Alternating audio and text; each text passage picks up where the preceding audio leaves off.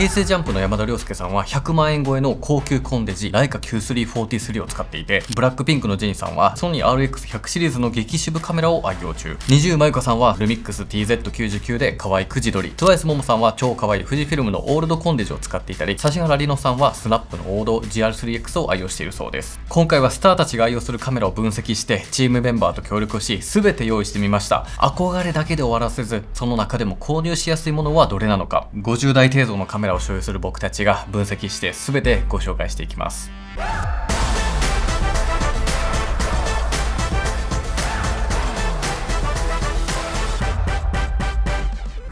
どうも皆さんこんにちは、あきです。ここ最近のトレンドとしてアイドルや芸能人が使うカメラに共通点があります。それがコンデジです。コンパクトデジタルカメラですね。冒頭で紹介したカメラもほとんどがコンデジです。コンデジはレンズ交換がないから非常に簡単なんです。小さいし軽いしめんどくさくもない。基本的に電源を入れてシャッターを押すだけでスマホとは違う撮影体験を楽しむことができます。だからカメラを始めてみたかったけどハードルが高かった、そんな人におすすめなわけですよ。皆さんこれから夏が来ますよね。たくさんお出かけをして思い出が増えていくようなそんな季節なわけです。なのでね、ここでトップスターたちと同じように、自分に合ったカメラをね見つけてね、これからの夏たくさんのね思い出を一緒に増やしていければなと思っておりますので、それではね早速やっていきましょう。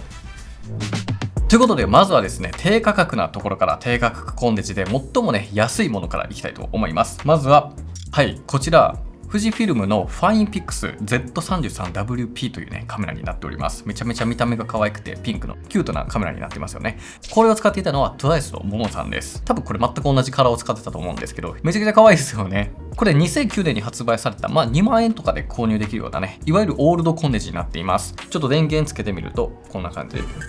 はい、音も可愛いレトロやね。はい、でこれでこういう風に撮影がねできるようになっています。もうご存知の通り画質を語るようなカメラではありません。めちゃくちゃレトロだし、画質は決して良くはないです。でも平成っぽさであったりとか、チープだけど味がある、そういったところが評価されているようなそんなカメラかなと思います。で実際にね、これね僕が好きなのが、こう撮った写真をねこう見ていくときに、これね結構ね反応速度もこんな感じでめちゃくちゃ重いんで、ほんまに昔のものって感じはねするんですけど、それがねまた帰っていいんじゃないかなと思うんですよ。安いからこそね、ここにシールを貼ったりして楽しんでもいいと思うし、ストラップをつけたりしてもいいし、特にね最近は Y2K のねブームがある通り、ファッションアイテムとしてねこれをポケットに入れておく、カバンに入れておく、そういったことがね十分に楽しめるカメラなんじゃないかなと思います。ちなみにねこのカメラは SD カードがね中に入る仕様になっております。こんな感じで、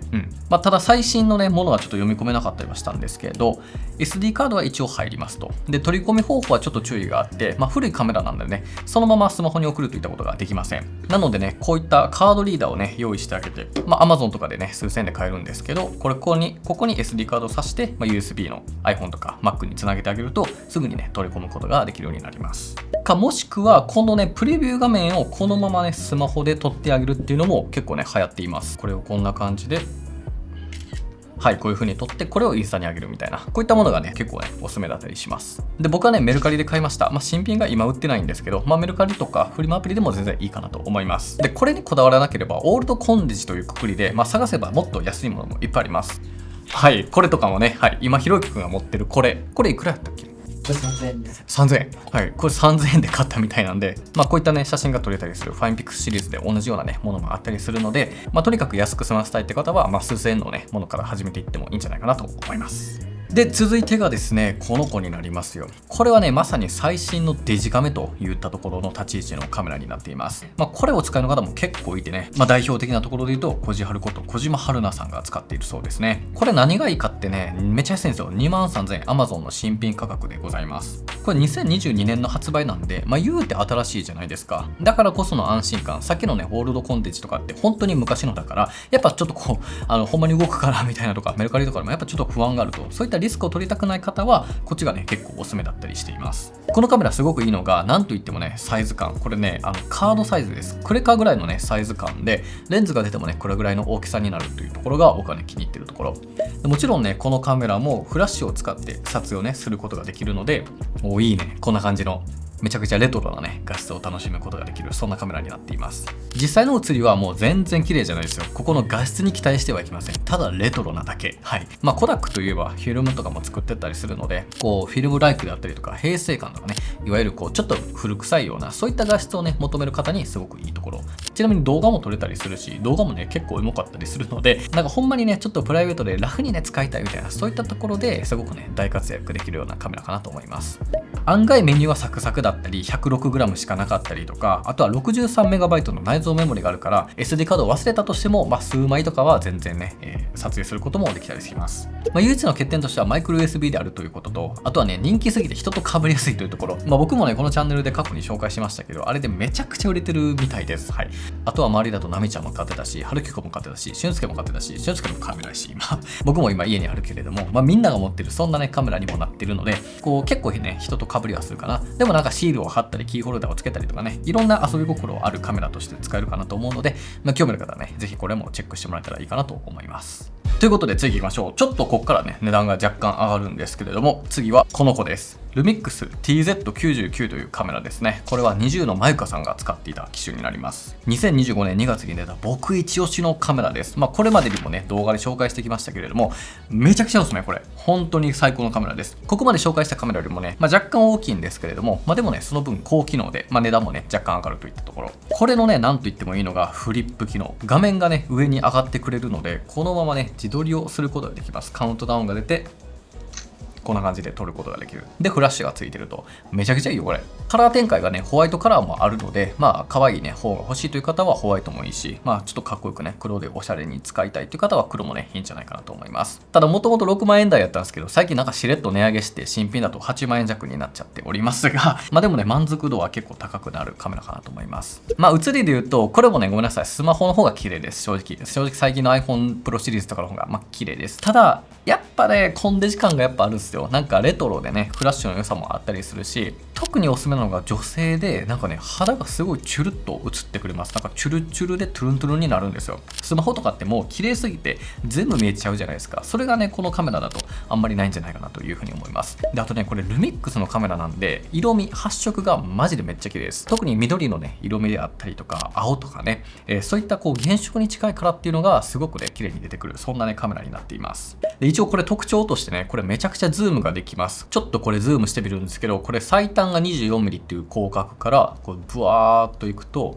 すごくない720mm までズームをねすることができます。カメラオタクの皆さんもわかりますよね。720mm野鳥撮れます。だからお子さんのね運動会とかそういった遠くのものをね撮るみたいな時にも非常にね効果的なものになっています。ただね何度も言うんですけど高画質ではないです。画質に期待はねしない方がいい。ただ記録ができるというところ、スマホとの差別化っていうところは撮影体験において楽しさっていうのがあったりすると思うので、これ本当に一押しのカメラです。でさらにね令和生まれのカメラなだけあって Type-C で充電をねすることができる。でなおかつデータは、SD カードもね入るんですけど Wi-Fi とか Bluetooth 機能で、データをねもうスマホで無線でね送ることができる、そんなね便利カメラになってますので、よかったらチェックアウトしてね。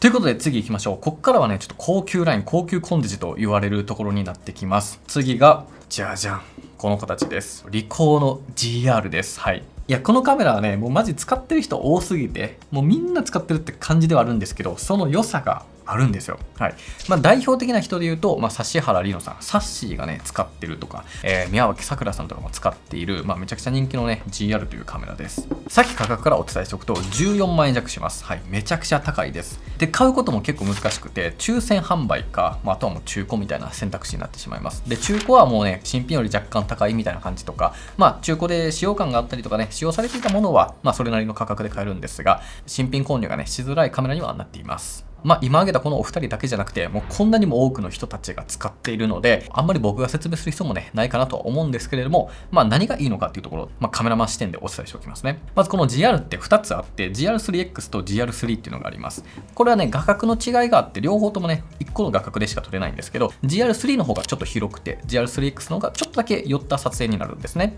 基本的にはこの違いがありますと。で、この GR というカメラは、今紹介してきたカメラの中で、センサーの大きさがめちゃくちゃ大きいんですよ。カメラにはね、物理的な光を受光するセンサーっていうのがあるんですけど、これのね、面積が大きければ大きいほど光をより取り込むことができて、背景がボケやすかったり、暗いところでも撮影が強くなってくるんですね。で、この GR の搭載している APS-C センサーっていうのが、一般的なね、一番大きいとされるフルサイズカメラの次のサイズなんですよ。めちゃくちゃでかいですよね、これ。厳密にはね、中盤とかあるんですけど、もう上から2個目のね、大きさなんですよ。だから、めちゃくちゃ画質が綺麗なんです。僕もね、これは愛用しまくっていて、めちゃくちゃね、画質が綺麗ですよ。なんといってもね、背景が非常にボケてくれるので、スマホとね、違った写真を撮りやすいというね、特徴もありますし、あとはなんかね、スマホで撮影したような、加工感というかね、なんか、自動的にね、ガッと見せてくれるような、そういったような加工とかも特になく、本当にセンサーが捉えた忠実な描写、そういったところをね、楽しむことができるカメラでもあります。僕が唯一の欠点だなと感じているのがフラッシュがないというところ、この GR ね、起動から撮影までめちゃくちゃね、一瞬でできるというね、機動力の速さというのはあるんですけど、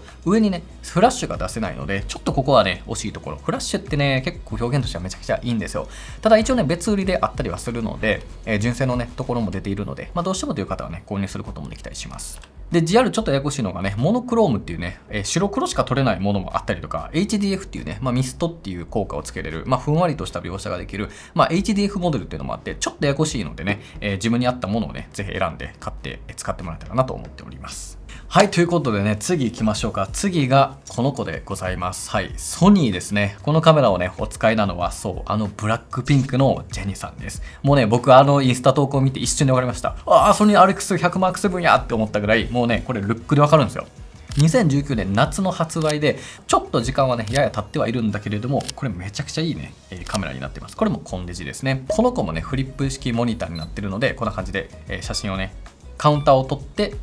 はい、写真をね、撮ることもできますし、これ、ズームレンズがついてるので、望遠に、画角をね、変えて使うことができます。ズームして楽しむことができるので、ここがね、やっぱ GR とは全然ね、違ってくるようなところになっています。で、このカメラ、めちゃくちゃ遊び心があって、これね、こんな感じでファインダーが出てくるんですよ。このファインダーを使って覗いて撮ることができます。これめちゃくちゃ面白くない？で、これ閉じることができます。これ楽しい。ファインダーというね、この EVF 電子ビューファインダーを通していろんな写真や動画を撮ることができる。これはスマホでは絶対にできない体験ですよね。で、さらに上面にね、はい、もう一個出てきます。フラッシュです。ストロボ発光できるんですよ。完璧。マジで完璧。で、フリップモニター。いや、完璧やろ、これ。このさ、コンボ、結構すごいよ。ちょっと撮っとこうか。カードないわ。はい。こんな感じで撮影をね、することができるといった形になっております。これ欲しならん？これ欲しいよね。改めて思うわ。欲しい。ちょっとこれ今借りてきたんですけど、これ欲しいわ。トニーさんお願いです。これ新しいカメラ作ってください。はい。2026年版の作ってください。で、ちなみにこれのね、もう一個上位機種があって、はい、この子。RX1R M3 というね、カメラがあるんですけど、これはフルサイズセンサーなので一番大きなセンサーを搭載していて、で、なおかつ、これも去年に出たものになっているので、ソニーの最新技術が詰まっています。こんな感じのね、ほんまありえへんぐらい超綺麗なね、画質の写真をね、撮ることができるわけなんですけど、60万円です。という感じでいかがだったでしょうか？気になるものはね、皆さんありましたでしょうか？では、ここからはですね、ロマンカメラ。ちょっと最後におまけとして、僕もね、使っているものとか、メンバーもね、使っているものとかね、めちゃくちゃ面白いのがあるんですよ。どちらかといえば、人と違ったカメラを楽しみたいとかね、見た目とか所有感までね、楽しみたいという方におすすめのね、ものを紹介していきます。まずはじゃあ、この子からいきましょう。はい、じゃじゃじゃん。はい、もう可愛い。めちゃくちゃ可愛い。これは X100F というね、カメラになっております。これはレッドベルベットのね、剣さんが使っていることでね、有名だったりしていましたし、あとは BTS のね、ジョングクさんもね、使用しています。あとはルセラフィムのウンチェさんも使用している、めちゃくちゃ人気の、結局人気のカメラやないかってところであるんですけど、100F、これいいですよ。これね、動画撮る前からね、これ絶対ピックアップするべきで、なんとね、ここにもう1台あります。はい。これ何が起きてるかというとですね、今撮ってくれてるひろゆきくんがね、この1台持っているのと、僕らのね、チームメンバーのもう一人、はるきくんもね、こっちを使ってる。僕のものではないんですけど、5人中2人がね、所有してるというね。このカメラは今ね、中古でしか買えませんが、価格は15万円前後くらいと、爆高というわけではないんですね。僕ね、実はこのシリーズの106というね、このカメラですよ。富士フィルムは X100 というねシリーズがあるんですけど、それのいっちゃん最新の一番ね高性能モデルがあるんですけど、これがね28万円ぐらいしてしまうと、価格バコーン上がったのと、供給が追いついてなくて全然買えないというカメラで、それに比べてもう全然ねもっと買いやすい価格だし、とにかく見た目が可愛いというところ、そして富士フィルムは黒とシルバーのね2色展開から楽しめるというところで、とにかく所有感もあったりとかね、これカメラを操作するという体験、こういったねダイヤルをグリグリ回すっていうのがやっぱり楽しかったりするし、あとはねファインダーがねガラスの素通りになってるんですよ。これ OVF っていうんですけど、こういう風にねそのままの世界を見て撮影することもできるし、あるいはこのようにね今幕が閉じたと思うんですけど、これで EVF電子ビューファインダーがねこっちでは見えてるんですけど、このね両方を切り替えて撮影することができる、 OVF と EVF を切り替えることができるハイブリッドビューファインダーがいるんですよ。あかんね、こういったオタクの話したらはい。こういったね、もうほんと写真楽しむ方からしたらめちゃくちゃね、うわ、最高っていう機能がね、もう勢揃いのカメラになっています。で、その他にもですね、ライカ Q343 というね、カメラがありまして、これはね、山田涼介さんが使っています。これはね、なんと100万円を超えるカメラでございます。はい。さすがに持ってないです、こんな。ライカというね、ドイツの、本当に高級ブランドと言っていいと思います。はい。本当にいいね、コンデジ。あれコンデジなんで、レンズ一体型のものなんですけど、そういったものもあったりします。で、他にもね、もうちょっとライカとかで言うとあって、例えばね、これとかですね、こちらはライカ M10 というねカメラになってて、僕がね YouTube10 万人登録記念でね購入した、M10 というカメラになってるんですけど、これはねブラックピンクのリサさんが使っておりました。厳密にはライカ M10P というもので、一応プロモデルだったかな P は、はいの、しかもサファリエディションというねすごいみたいな、うわもうそんなん好きなみたいな感じでテンション上がったんですけど、っていうのもね、ここにちょっとそのサファリがあって、これがね、サファリエディションという、もうオリーブグリーンのね、カラーのものになっています。サファリエディションっていうのはね、軍用モデルのものになってて、数量限定の販売になってるんですよ。で、こっちの M10 の方は、これ、ペイントでね、この革の張り替えをね、したやつになるので、こっちのね、サファリとはまた別のものになってるんですけど、ブラックピンクのリサさんはね、M10P のサファリを使っていらっしゃいます。これはね、僕の両方の所有のもので、こっちはね、僕はライカー本社にね、ちょっとご招待いただいた時に買ってきたものになっています。で、僕ね、このブラックピンクのリサさんがね、このライカを使ってるところで、ちょっと正直引いちゃったんですよ。ライカのこの M 型のね、シリーズっていうのは、レンジファインダーっていうね、仕組みになってるんですけれども、これちょっとめちゃむずいんですよ。この中に覗いてるところにね、小さなね、窓があるんですけど、それをね、二重像を重ね合わせることで、ピントが合うみたいな仕組みになってるんですけど、これね、めちゃむずいんですよ。カメラ好きじゃないとこのね動作はねなかなか受け入れがたいものなので、本当にね多分撮るのが好きな方だと思うんです。で、そのね片鱗を見つけたのが、ネットフリックスにねブラックピンクのドキュメンタリーがあるんですけど、そこでねリサさんがこの M10 をちゃんとファインダー覗いてこうやってねロゼさんを撮ってるねシーンがあったんですけど、あれ見てみたいな、M10 使ってんのかいみたいな感じになったのは覚えていますね。はい。彼女はかなりの玄人だと思います。はい、という感じでちょっといろいろ紹介してきましたが、爆裂にね、ちょっと最後値段が上がってしまいました。その真逆として面白いのが1個最後あって、じゃじゃん、こちらコダックのチャメラというねカメラになっています。これ6000円ぐらいでね購入ができる、ほぼおもちゃのようなねカメラになっています。これはね K-POP アイドルのハーツトゥーハーツさんがね使っている、みんなが使ってるんですけど、すごくね可愛いカメラになっています。これねちゃんと液晶がねあってね、ボタン類とかもあって、シャッターもねちゃんともちろんはい、めちゃくちゃバグデカシャッター音でね撮ることができる、結構面白いねカメラになっています。これも画質を期待するようなものではなくて、ファッション的なストラップとして、いつでもどこでもカメラをね手に持っておける、日常にね溶け込ましたいというところで、一定のねニーズを満たすんじゃないかなと思っております。